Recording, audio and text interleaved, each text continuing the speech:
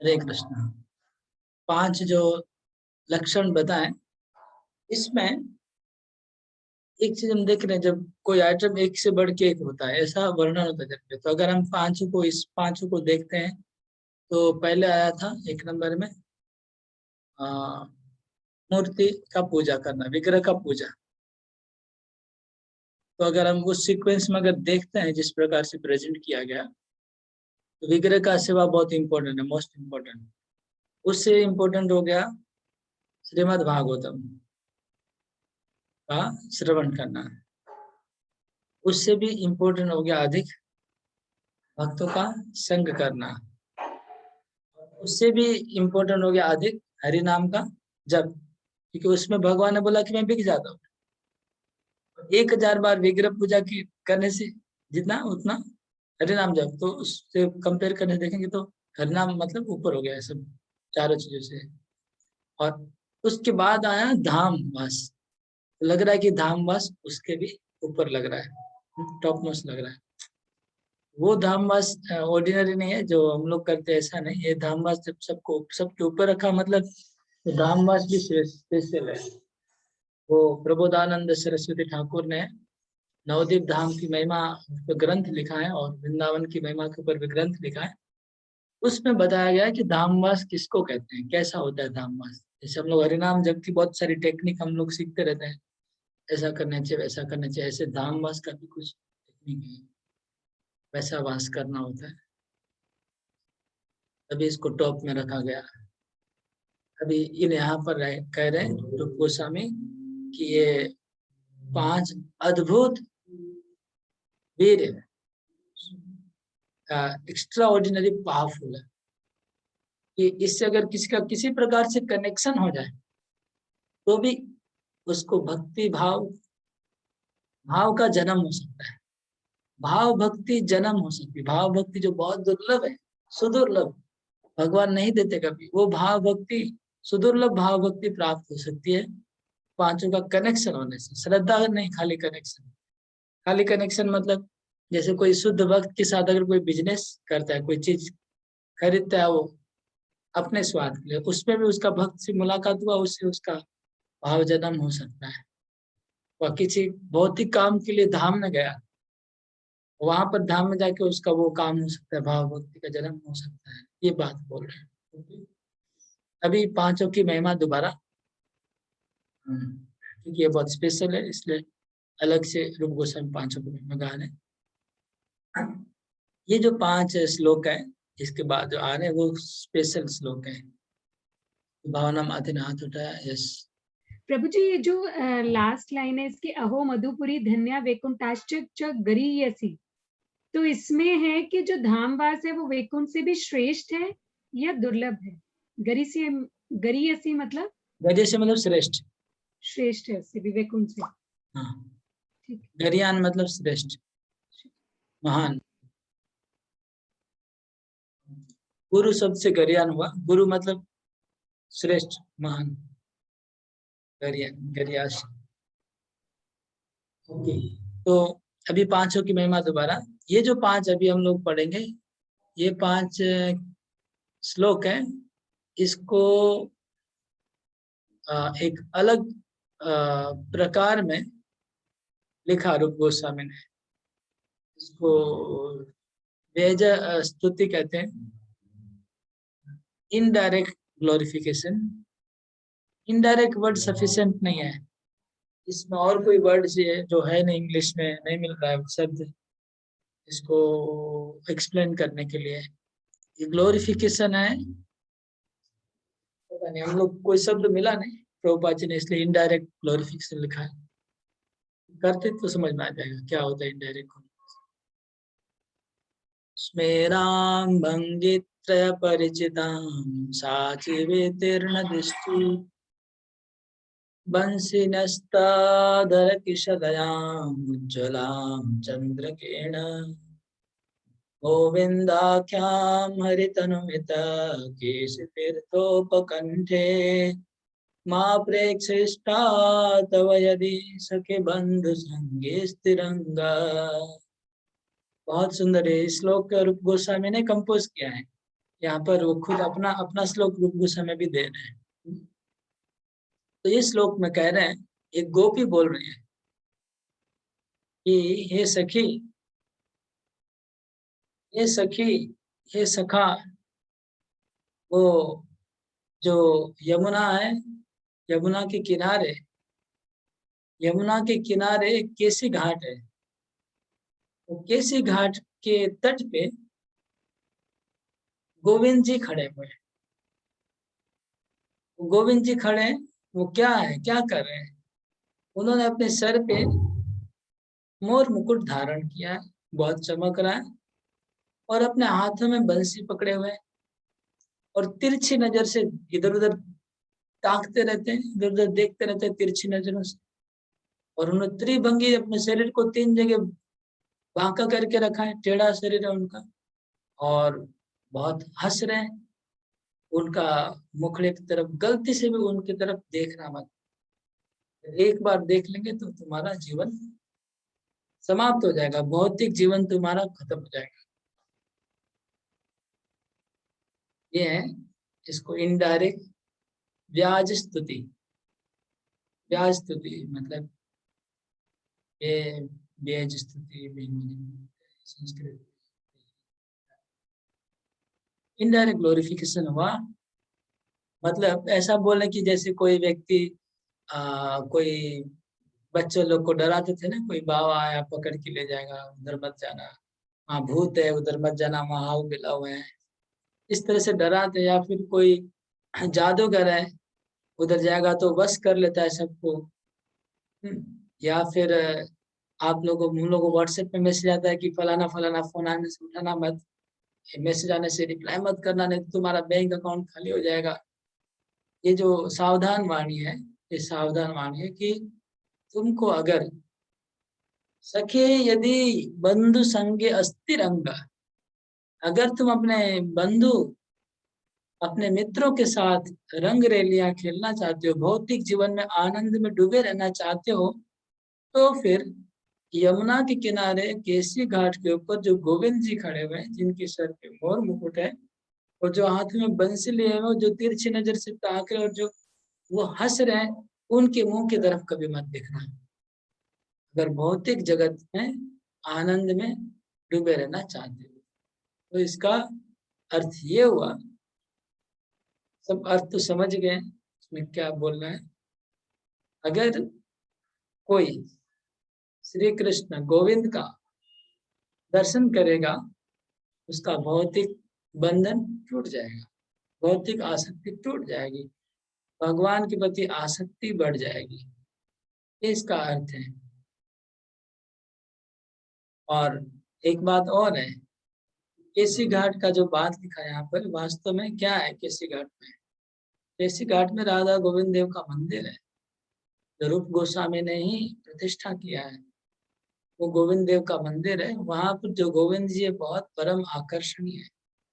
उन्होंने कितने लोगों का मन लुभा दिया है, कितने बद्ध जीवों को गोविंद जी ने ऑलरेडी अपने चक्कर में फंसा दिया है, रिकॉर्ड है। इसलिए बोल रहे हैं, ऐसे नहीं बोल रहे हैं। बहुत भक्तों को गोविंद जी ने फंसाया अपने चरणों में, इसलिए गोविंद जी का नाम आया। तो ये विग्रह सेवा का महिमा है, विग्रह सेवा का स्पेशल महिमा। वो साधारण महिमा था, वे स्पेशल महिमा, ऐसा विशेष। इसी तरह से भागवतम का इनडायरेक्ट ग्लोरिफिकेशन। शंके नीता सपदि दशम स्कंद पद्यावलीनाम वर्णाकरणाध्वनिपति कथामानभवद्भिः होढिम्भा परम शुभदानंद धर्मार्थ कामान यद्गर्हन्त सुखमयमयि मोक्षमप्याक्षिपन्ति। बहुत सुंदर श्लोक है। तो यहाँ पर एक भक्त जो श्रीमद् भागवतम का श्रवण करके भगवान के प्रेम में मस्त हो गया, उसको एक दूसरा व्यक्ति देखता है, देख करके बोलता है कि मुझे शंका हो रही है, शंके नीता, मुझे डाउट हो रहा है कि तुम लगता है कि तुमने श्रीमद् भागवतम के 10वें स्कंद के श्लोकों को तुम्हारे कान में प्रवेश कर गया है, लगता है। क्यों ऐसा क्यों लग रहा है तुमको? क्योंकि तुम लोग, यह बहुवचन है कि तुम लोग सब पागल हो गए हो। तुम लोग को पागल दिख रहा है क्यों? क्या पागलपना कर रहे हैं? तो बोलते धर्म अर्थ काम, पूरे संसार में परम पुरुषार्थ, 4 पुरुषार्थ है संसार की। पूरी दुनिया इसको ऑस्पिशियस शुभ मानती है, धर्म को, अर्थ को, काम को, और मोक्ष तो कोई डाउट नहीं है। ऐसे परम पवित्र शुभ ऑस्पिशियस चीजों को तुम लोग निंदा कर रहे हो। लगता है तुम लोग पागल हो गए हो। जरूर तुम लोग के कान में श्रीमद् भागवतम की 10वें स्कंद की श्लोक की झड़ियां कान में चली गई है, इसलिए इतनी बड़ी बड़ी चीजों को तुम लोग निंदा कर रहे हो। मोक्ष की भी तुम लोग निंदा कर रहे हो, मोक्ष की वो दूर भगा दो, मोक्ष को आक्षिपंथी, मतलब मोक्ष मोक्ष को भी तुम लोग फेंक दे रहे हो। तुम्हारा दिमाग तुम लोग का खराब हो गया, तुम लोग का दिमाग बिगड़ गया लगता है। सारी दुनिया जिस धर्म का सम्मान करती है उस धर्म को तुम लोग त्याग कर रहे हो। सारी दुनिया अर्थ के पीछे भागती है, तुम उस अर्थ को त्याग रहे हो, फेंक देते हो। सारी दुनिया जो काम के पीछे छुटी है, तुम लोग काम को छोड़ रहे हो। और सबसे बड़ी बात है मोक्ष, उसको भी तुम लोग फेंक रहे हो। तो तुम लोग का दिमाग खराब हो गया है। और तुम्हारा दिमाग खराब होने के पीछे कारण क्या है? वो भागवतम के 10वें स्कंद के श्लोक तुम्हारे कान में चले गए, उससे दिमाग खराब हो गया। अरे बोल, समझ में आ रहा है महिमा? इसमें कोई डाउट नहीं है? तो इनडायरेक्ट ग्लोरिफिकेशन समझ रहे हैं ना, कि किसी को इसको निंदा तो नहीं लग रहा है भागवतम का उनकी? हाँ, ये था भागवतम का इनडायरेक्ट ग्लोरिफिकेशन। इसका अर्थ, रियल अर्थ क्या होगा कि अगर कोई श्रीमद् भागवतम का 10वें स्कंद का श्लोकों को कान में प्रवेश करेगा, सुनेगा भक्ति पूर्वक, कर्ण ध्वनि, तो क्या होगा? तो भौतिक जगत में जो लोग सब चीजों के पीछे पागल बने हुए हैं, पागलों की तरफ पैसे के पीछे, मोक्ष के पीछे, काम के पीछे छूट रहे हैं, तो इतनी कीमती वस्तु भी उसको लगेगी यूजलेस, तुच्छ लगेगी, इतनी खराब लगेगी, उसको फेंक देना चाहेगा भागवतम सुनने से। भागवतम का रस अगर कान में चला जाए और वो रस में आस्वादन मिल जाए, रस मिल जाए, अगर किसी को भागवतम में रस आने लग जाए, वो रस इतना पावरफुल है, ये जो रस है उसको फीका लगेगा, जड़ रस फीका लगेगा। ये ग्लोरिफिकेशन, जड़ रस को अगर फीका करना है तो हमें भागवत का रस पीना होगा। ये इसका अर्थ हो गया, प्रॉपर अर्थ हो गया। अभी कृष्ण भक्तों के संग की महिमा।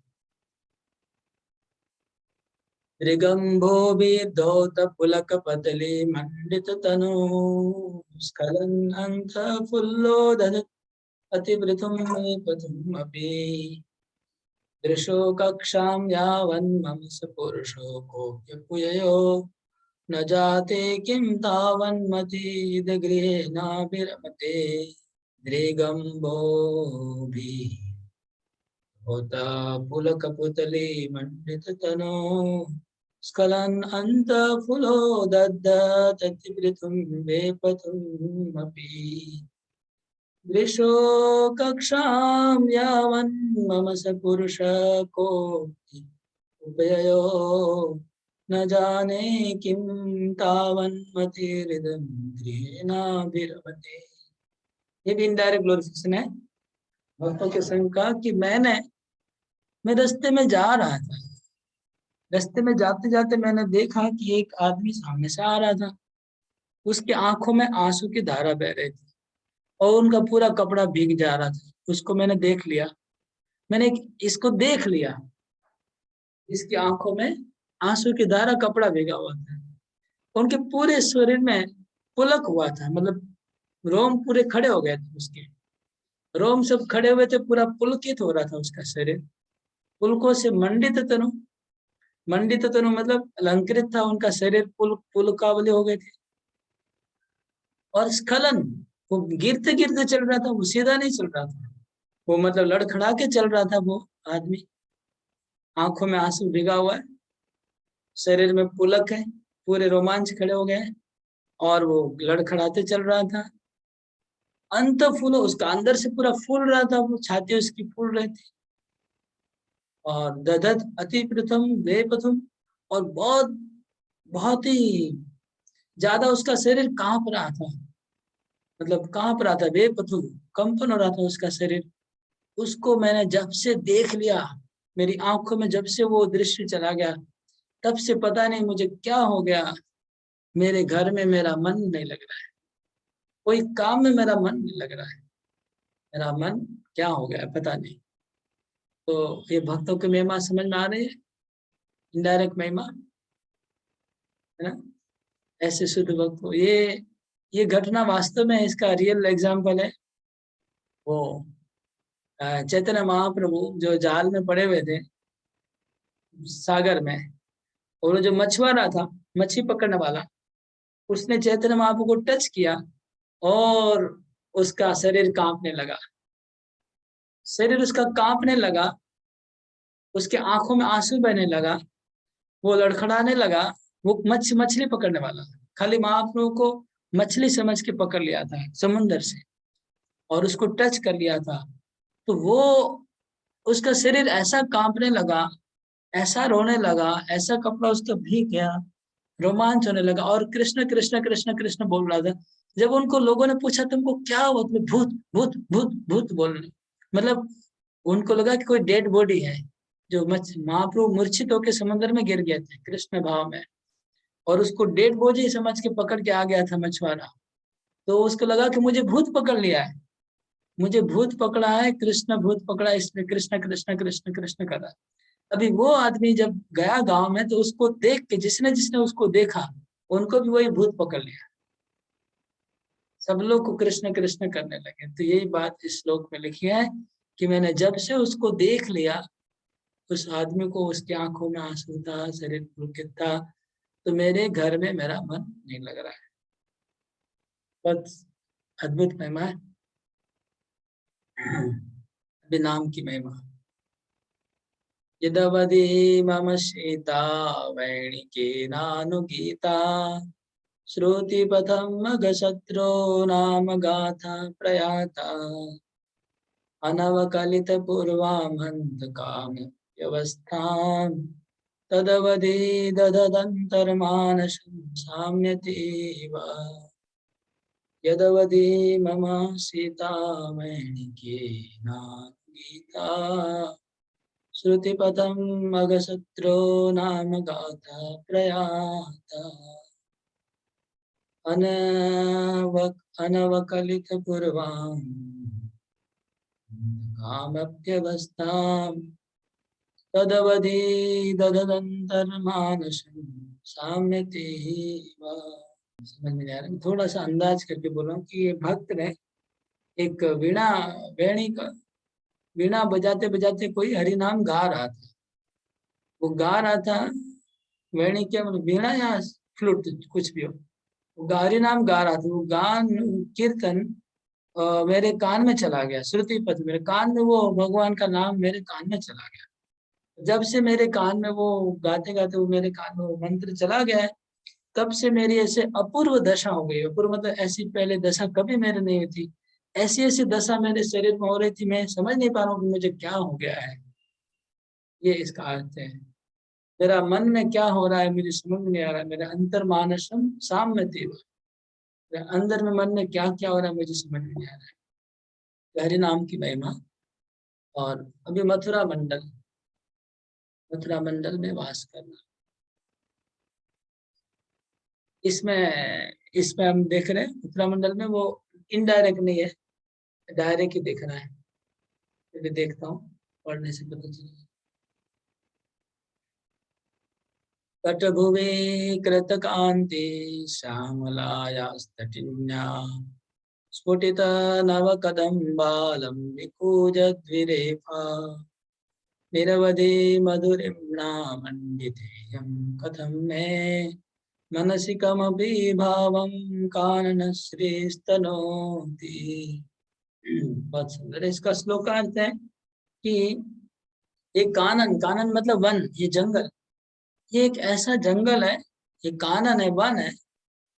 कानन मतलब बगीचा, गार्डन, वन, जो भी हो, ये कानन है, गार्डन है, वृंदावन ऐसा है कि यहाँ पर श्यामला यमुना, यमुना का श्यामल जल प्रवाहित हो रहा है। तो श्यामल जल प्रवाहित हो रहा है, उसके दोनों तट पे, दोनों किनारे पे कदम वृक्ष लगे हुए हैं। नव कदम, नया कदम, तो कदम के पेड़ हमेशा जैसे नया कदम का पेड़ होता है, ऐसा हमेशा नया है वो कदम का पेड़, नव कदम का। उन कदमों को पेड़ में भंवरे गुंजारण कर रहे हैं और बहुत मधुर मधुर संगीत उधर से आवाज आ रहा है, भंवरों का गुंजान। और यमुना का तट दूर दूर तक एकदम, वो तट जो है चमक रहा है, यमुना का किनारा चमक रहा है, दोनों तरफ कदम वृक्ष हैं। इसको देख के मेरे मन में पता नहीं क्या एक भाव का उदय हो रहा है, मेरे मन में क्या क्या हो रहा है, उसको खाली देखने से, धाम को देखने से। तो रघुवीर दयानंद श्यामला, ये हो गई, मतलब ये भी इनडायरेक्ट ग्लोरिफिकेशन हुआ कि मुझे पता नहीं मेरे मन में कैसे कैसे भाव का उदय हो रहा है इस वृंदावन का दर्शन करके, जहाँ पर यमुना का जल बह रहा है। वास्तव में एक्चुअली ये ऐसे ही एग्जेगरेशन नहीं है, अतिशयोक्ति नहीं है, बिल्कुल। हाँ, हम प्रैक्टिकली जाके हम देख रहे हैं ना, हम जब मायापुर में परिक्रमा करते हैं तो वहाँ का जो सौंदर्य है, मतलब इतना सुंदर है कि तीनों जगत में उसकी कोई तुलना नहीं है। जैसे इतना सुंदर है वो जगह।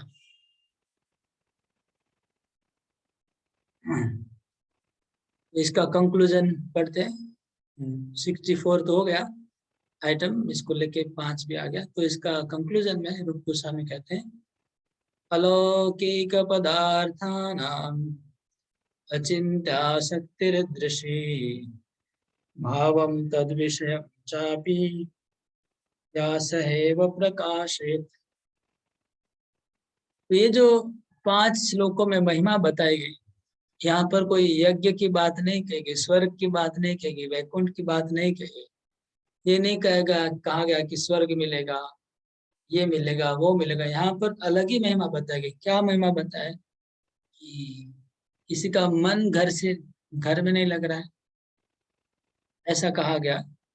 मतलब भौतिक जगत की आसक्ति खत्म, टोटल, केवल मात्र वो गोविंद का दर्शन करने से। इसका भागवत का श्रवण किए तो धर्म अर्थ काम मोक्ष उनका टोटली छूट गया, उनके प्रति आसक्ति चले, मोक्ष के प्रति आसक्ति चले गई।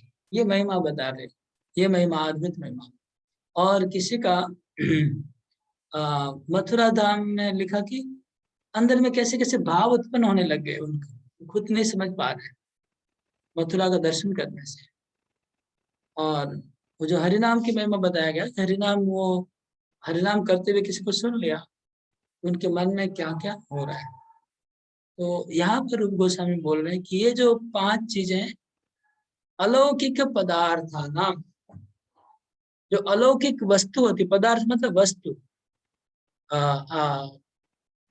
अलौकिक वस्तु, वस्तु मतलब कोई कोई कोई वस्तु, कोई वस्तु होती है जो अलौकिक होती है। अलौकिक मतलब स्पिरिचुअल, भौतिक। तो अलौकिक वस्तु का एक स्वभाव होता है, हाँ, शक्ति होती है, अचिंत्य शक्ति, उसकी अचिंत्य शक्ति होती है। अलौकिक वस्तु में अचिंत्य शक्ति होती है। जो वस्तु अलौकिक है, मतलब लौकिक नहीं, लौकिक मतलब भौतिक जगत के ऊपर, उसमें एक अचिंत्य शक्ति होती है। तो कैसी अचिंत्य शक्ति होती है कि जो व्यक्ति उसके निकट आएगा, उस वस्तु को वो अपना भाव उसके अंदर वो डाल देगी। अपना भाव जो है उस वस्तु का, वो भाव उसमें आ जाएगा।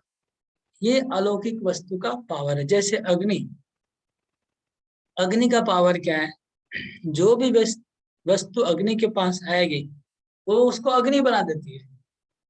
लोहा को अग्नि में डालने से लोहा को अग्नि बन जाता है। जो भी अग्नि में आता है उसको अग्नि अग्नि बना देती है, आग बन जाती है। कुछ भी, लोहा भी अग्नि हो जाता है, लकड़ी भी अग्नि हो जाता है, कपड़ा रख दो कपड़ा भी अग्नि हो जाएगा। तो ये अग्नि का पावर है। इसी प्रकार अलौकिक वस्तु का ये पावर है। ये क्या, ये बोलने का अर्थ है कि धाम अलौकिक है। धाम के अंदर एक भाव ऑलरेडी विद्यमान है। तो जो व्यक्ति धाम का दर्शन करेगा तो धाम के अंदर जो भाव है, वो भाव उसको जबरदस्ती उसके अंदर आ जाएगा। इसी प्रकार जो नाम है, नाम का अपना अलौकिक शक्ति है। तो नाम जब कहते तो नाम अपनी अलौकिक शक्ति, हमें भले कुछ पता नहीं है, हम क्यों करें नहीं करें सब, किंतु परंतु अगर त्याग करते खाली करते रहेंगे ना, तो नाम अपनी अलौकिक शक्ति के द्वारा हमारा कुछ कर देगा। तो अलौकिक मतलब हमारे चिंता के बाहर, अचिंत्य, हम सोच नहीं पाएंगे कि क्या करेंगे। धाम हमारा क्या करेगा, नाम हमारा, हमको हम नहीं सोच पाएंगे, हमारे सोच समझ के बाहर है। जो रिजल्ट आएगा वो हमारे चिंतन के ऊपर है, ऐसा रिजल्ट आएगा। इतनी महिमा, इतनी बड़ी महिमा ये हो गई पांच वस्तु की। फिर कहते हैं केषां चित् क्वचिद् अंगानां यत् क्षुद्रं श्रूयते फलम् बहिर्मुख प्रवृत्त्येतत् किंतु मुख्य फलम रति। आप, बहुत लोगों का प्रश्न का उत्तर यहाँ पर है, सोच समझ लीजिए। बहुत लोगों के मन में प्रश्न होगा, वो प्रश्न का उत्तर पहले ही रूप गोस्वामी दे रहे, आपको प्रश्न करना ही नहीं पड़ेगा। क्या प्रश्न है? केषांचित कथमचित अंगानाम। आप लोग के मन में प्रश्न होगा कि हम जो 64 भक्ति की महिमा का जो अंगों का जो महिमा सुना, उसमें कहीं कहीं ऐसा लिखा गया था कि अश्वमेध यज्ञ का फल मिलेगा। कहीं कि ऐसा लिखा हुआ तो उसको 1000 वर्ष, 1 करोड़ वर्ष वैकुंठ वास होगा। हाँ, कहीं लिखा था उसको मुक्ति मिलेगा, कहीं लिखा था उसको ये मिलेगा वो मिलेगा, राजा बन जाएगा। तो ये सब लिखा था। तो रूप गोस्वामी बोलते क्षुद्रम, वो तुच्छ फल की वर्णना की गई। मतलब वो जो फल का वर्णन हुआ, वो फल क्या है? तुच्छ है, अति नगण्य फल है। वो केवल बहिर्मुख प्रवृत्ति है। ये जो नगण्य फल है वो बहिर्मुख है। नगण्य फल जो वर्णन हुआ वो नगण्य फल था, इनसिग्निफिकेंट था वो क्या, बहिर्मुख लोगों के लिए।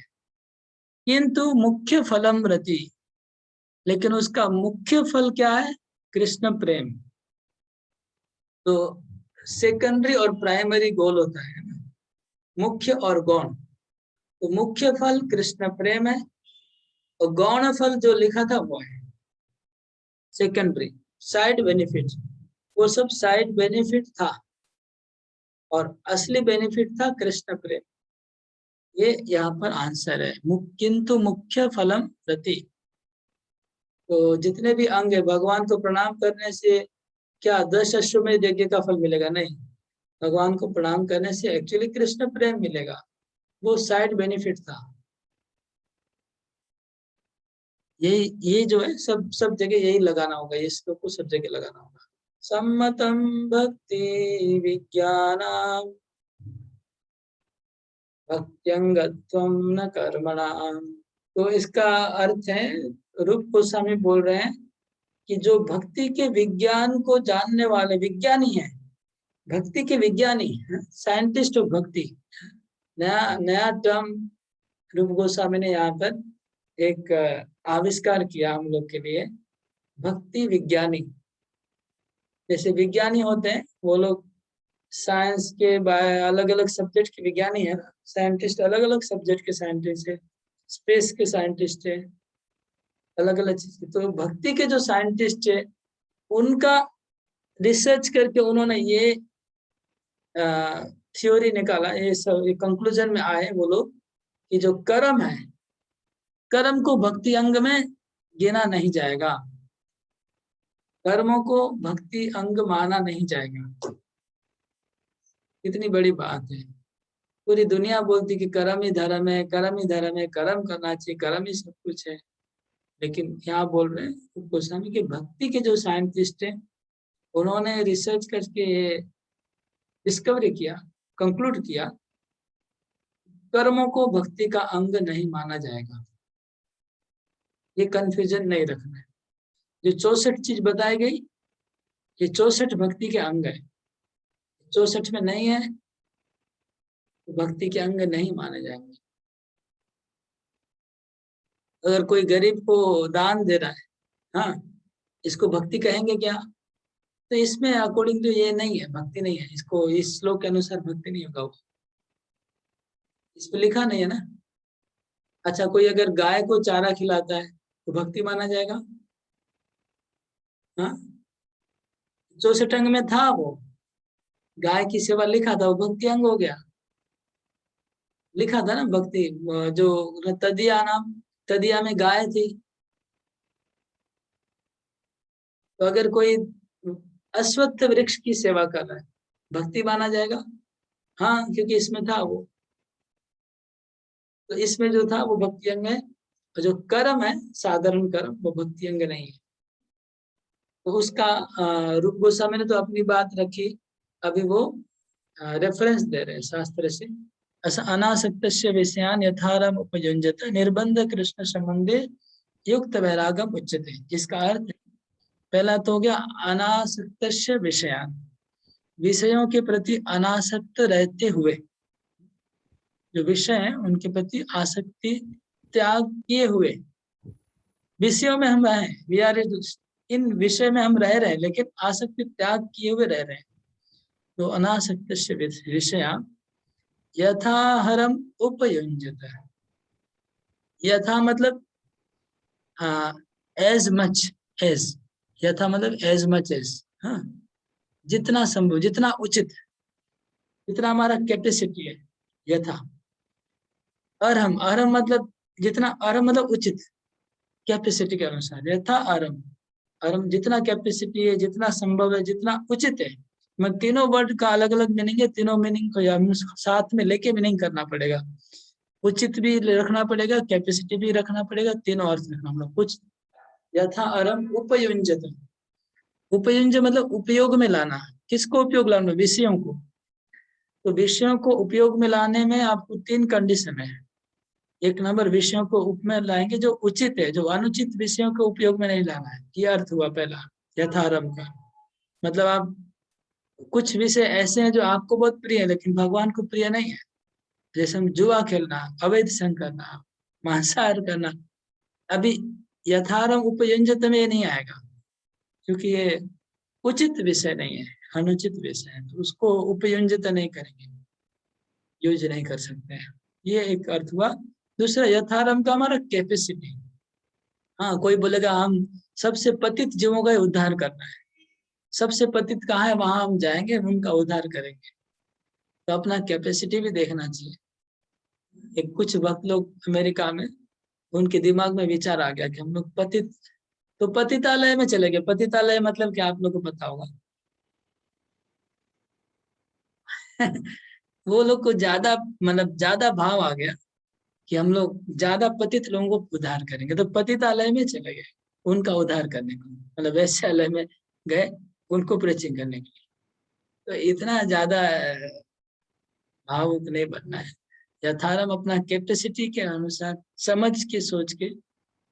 तो अभी यथारम उपयुंजित का अर्थ ये हुआ कि भगवान बोल रहे हैं, सॉरी, ये रूप गोस्वामी बोल रहे हैं कि विषयों के प्रति अनासक्ति होनी चाहिए, और विषयों को जितना संभव भगवान सेवा में लगाना चाहिए। तो अभी क्या है, हमको क्या क्या लगाना है? पैसा को भगवान की सेवा में लगाना है, बिजनेस को लगाना है, घर को लगाना है, परिवार वालों को लगाना है। लेकिन कितना लगाना है, उसमें भी तो लालच व लोभ तो कभी खत्म नहीं होगा। पैसा बढ़ते जाएंगे, लोभ बढ़ते जाएगा।